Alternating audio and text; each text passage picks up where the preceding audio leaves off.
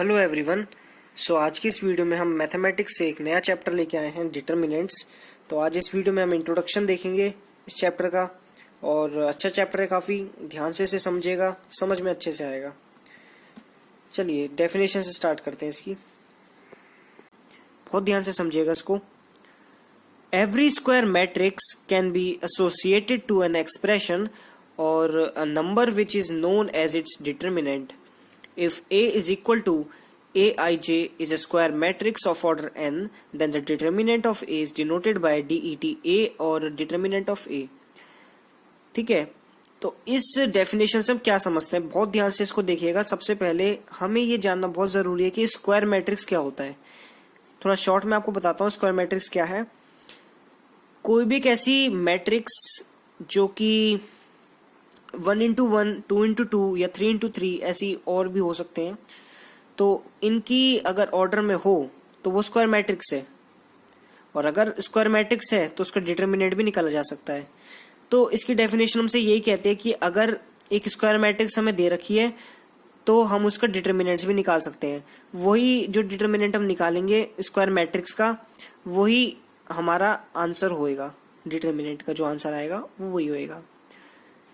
और ये भी ध्यान रखें कि स्क्वायर मैट्रिक्स का ही डिटरमिनेंट निकलता है। अगर कोई स्क्वायर मैट्रिक्स नहीं दे रखी तो उसका डिटरमिनेंट भी पॉसिबल नहीं है।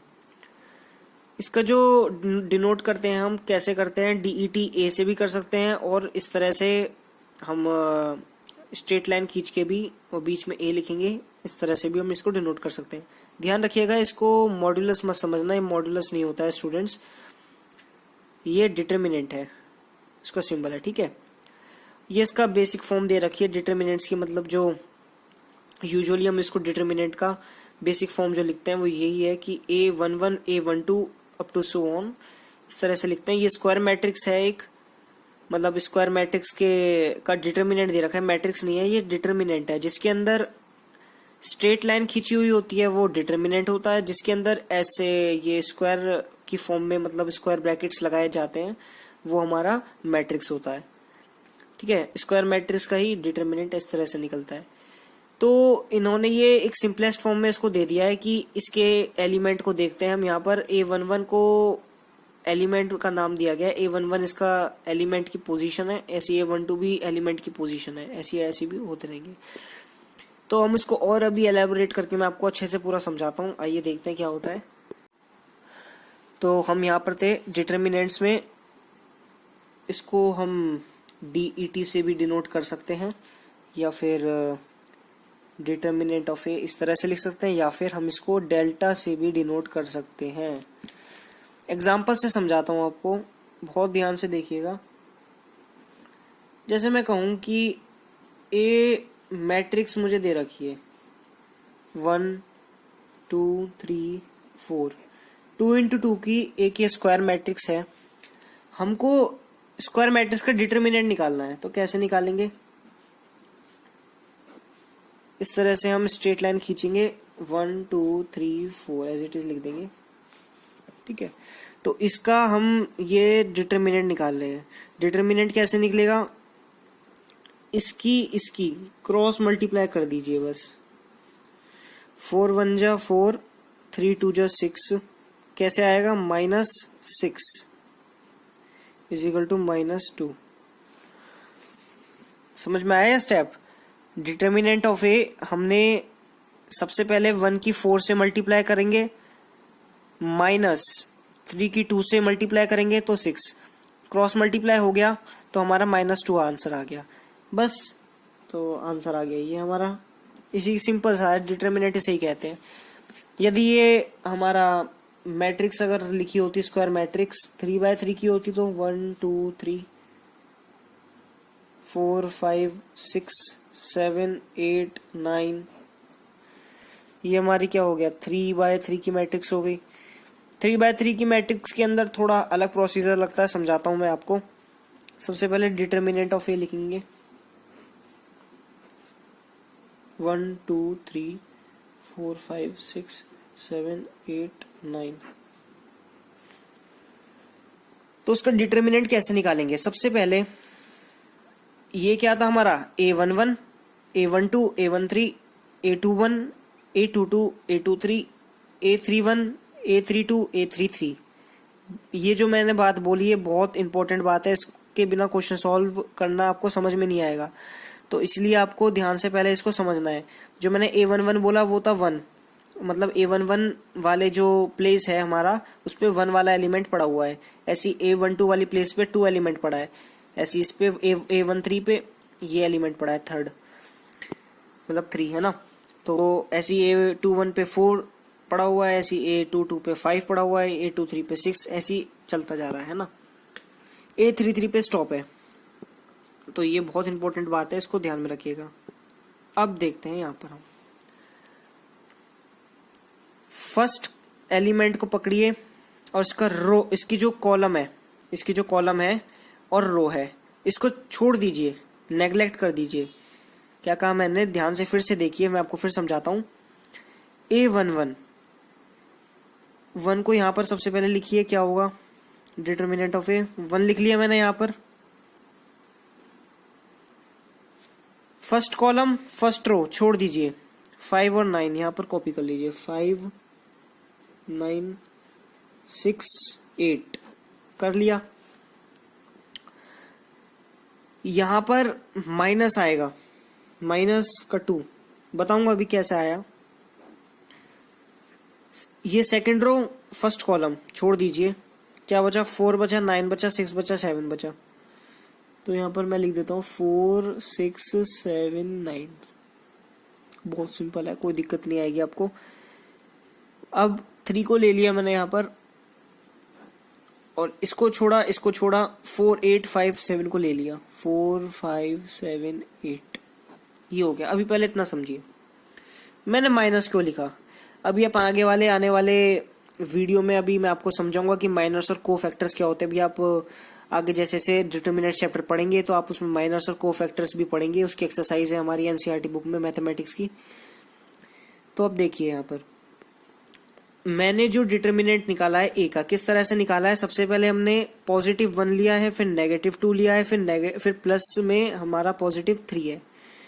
यानी कि हमारा जो ऑर्डर है वो उस तरह से चलेगा, प्लस माइनस प्लस, हमें इस तरह से हमें यहाँ पर लेना है। अब यहाँ पर जैसे पॉजिटिव था तो हमने यहाँ पर 1 ले लिया पॉजिटिव का, नेगेटिव था तो नेगेटिव का 2 ले लिया, पॉजिटिव है तो यानी कि पॉजिटिव को हमने 3 ले लिया। इस तरह से हम इसको लिखेंगे प्लस माइनस प्लस की फॉर्म में, ठीक है। अब ये प्लस क्यों आया, छोटा सा आपको बता देता हूं। अभी -1 लिखिए, ब्रैकेट बंद कीजिए, आई जे आपने पढ़ा है, आई हो गया हमारा क्या, रो हो गया, जे क्या हो गया, कॉलम हो गया। भाई रो इनटू कॉलम ही तो करते हैं यहाँ पर, क्या है 3 रो थी इसमें और 3 कॉलम है, तो क्या हो गया, ये आई हो गया रो और जे हो गया कॉलम। इसी तरह मैं आपको कहना चाह रहा हूँ, आई और जे को पहले एक बार लीजिए और आई और जे को लेने के बाद आई प्लस जे कर दीजिए बस। अब ये क्या था, A11 था, A11 है तो हमारा -1 इधर आएगा और 1 + 1 तो क्या हो गया, -1 की पावर 2 = 1। E1 आ गया, नहीं आ गया। ऐसी A21 करेंगे, इमेजिन कीजिए कि A21 लिखा हुआ, जैसे A11 था ऐसी A21 लिख दिया मैंने, A21 लिख दिया, -1 की पावर 2 आ जाएगी, +1 आ जाएगी। यहाँ पर देखिए, यहाँ पर हमने A11 था तो -1 की पावर 1 + 1 हो गया, A21 कर दूंगा तो -1 की पावर 2 + 1 हो जाएगा, 2 + 1 क्या हो जाएगा, 3 हो जाएगा, तो -1 की पावर 3 हो जाएगा। और जो 3 होएगा अगर उसकी पावर, तो आंसर क्या आएगा उसका, -1 आएगा। समझ रहे हैं ना मेरी बात। A21 है तो = -1, 2 + 1 = -1 की पावर 3 = -1, इसीलिए यहाँ पर माइनस आया। तो बेसिकली कैसे लिखा हुआ है मैं आपको बता देता हूँ, इस तरह से लिखा हुआ है ये।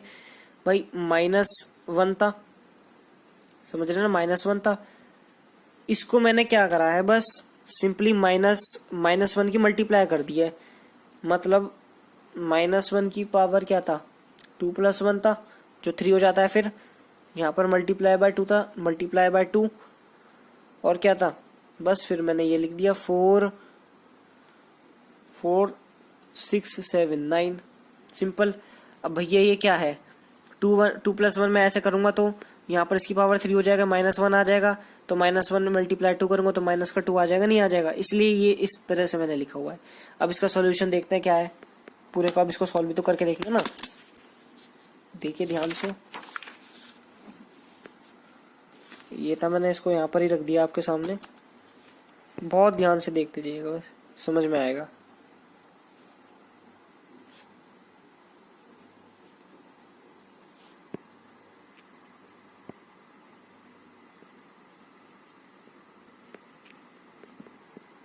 ठीक है, तो यहाँ पर हमारा डिटर्मिनेंट ऑफ ए है, क्या था यहाँ पर 1 था ना।